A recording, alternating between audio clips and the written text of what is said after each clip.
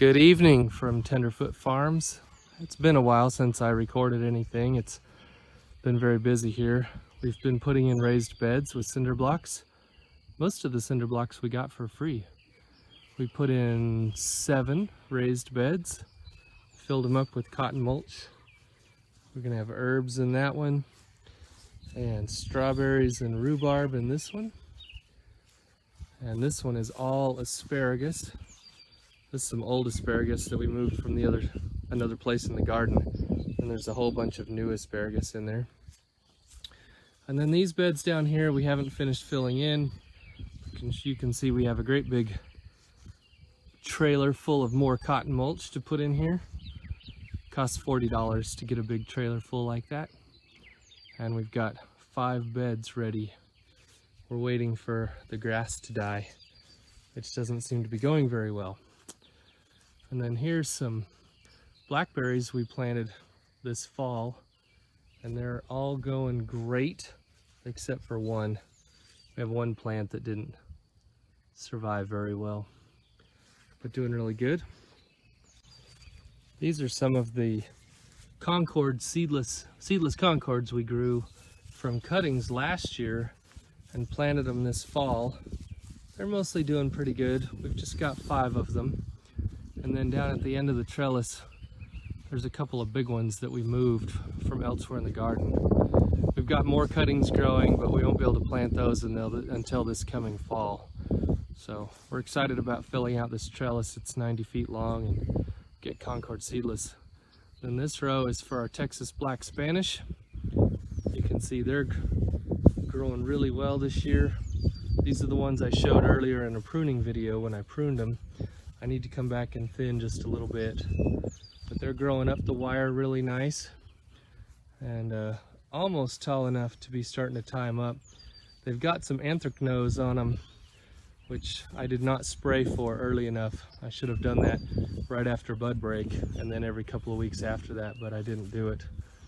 And then in the trellis next over here, these are our Mars seedless grapes, and they are looking fantastic this year.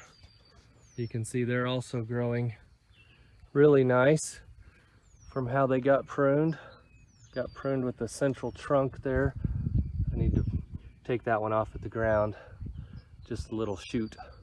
And then they're growing up real nice and strong. When they get to be about 18 inches tall, you can tie them to the wire. But you can't do it before that because the growth is too young and tender. And I've got more Mars shoots growing that we did from cuttings this fall, and I'll plant those this winter as well.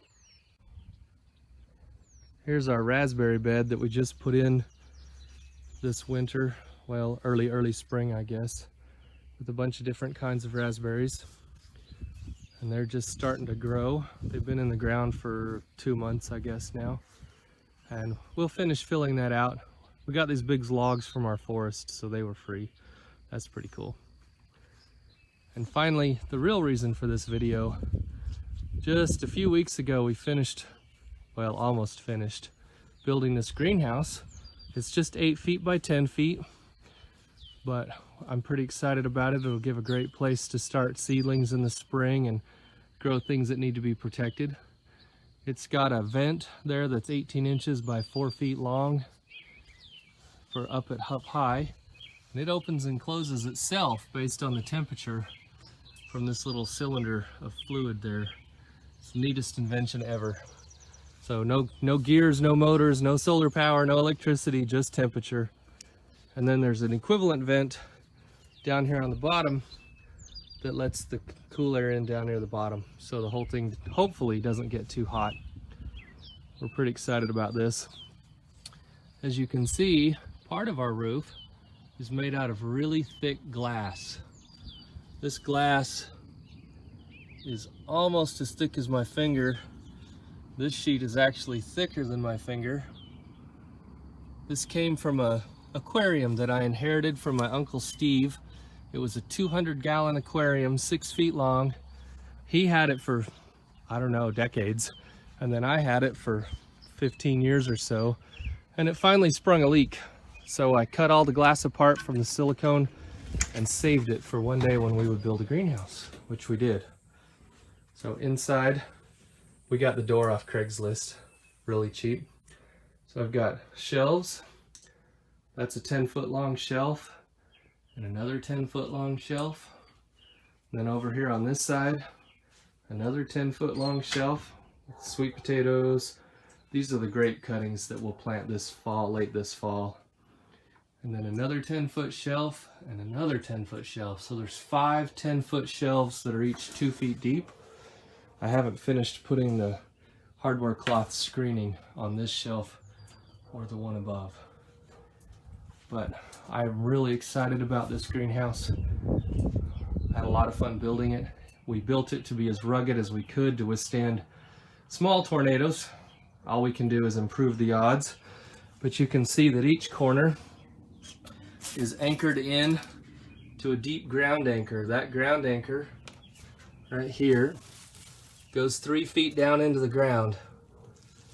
And then it's also concreted in, and those concrete post holes flare out at the bottom to make them harder to pull out.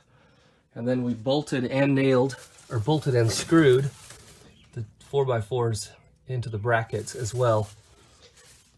And then up here on top, we put rafter ties in the corner. So it's about as strong as I could make it. It's of course not tornado proof, but anything to improve the odds from a strong wind, I'm pretty excited about. So it's built pretty beefy. Ben did a lot of work with me on it. Some of the other kids helped some too. It's been a lot of fun. It's about 65 degrees outside right now, and you can see it's 82, 83 degrees in here. And I'm just really excited about the whole thing. I'm looking forward to what this lets us grow. We've got, this is ginger. It's going to go into one of those raised beds that we've been growing. And the sweet potatoes will get planted sometime this week. These are what I've been growing starts off of. And then over here are the actual starts I've been growing. And then I've got a new variety that's coming in the mail. And then down here is turmeric. It doesn't look like much, except we have our first shoot. So I'm pretty excited about our first turmeric shoot. So we'll have turmeric and ginger, and then lots of grapes. That was about it. I just wanted to show off a little bit this really cool greenhouse. It's just solid as can be, and I'm just really excited about the possibilities it brings. That's all for now from Tenderfoot Farms. Talk to you later. Just a small little addendum if you hung around. These are Egyptian walking onions. These are the kind we've had for a while, and they're starting to put out their little baby onions. You can see down inside here, these are going to be little onion bulbs. Oh, here's a good view of one. Little bulbs. These bulbs will break off and we'll replant. They start to grow. We'll get a lot of those. They're all the way up. And we'll put these in our raised beds. And then this year I went to EgyptianWalkingOnions.com and bought a new variety. That's a red bulb variety. It's supposed to have a little bit bigger bulb. And I just planted these early this spring, so they're just getting going. But I'm excited about them too. Hopefully they'll have a little bit bigger bulb. But you can see how incredibly healthy these are. All the rain we've had, and they're just going to town. So pretty soon our onion bed will expand. There's our potatoes. Got 430-foot rows of potatoes that are going great. And spring is awesome. And then next to that is a cover crop of winter peas, oats, and wheat all mixed together. And I'm just gonna let that go this year, and I'll till it in early next spring. So please like and subscribe. Talk to you later from Tenderfoot Farms.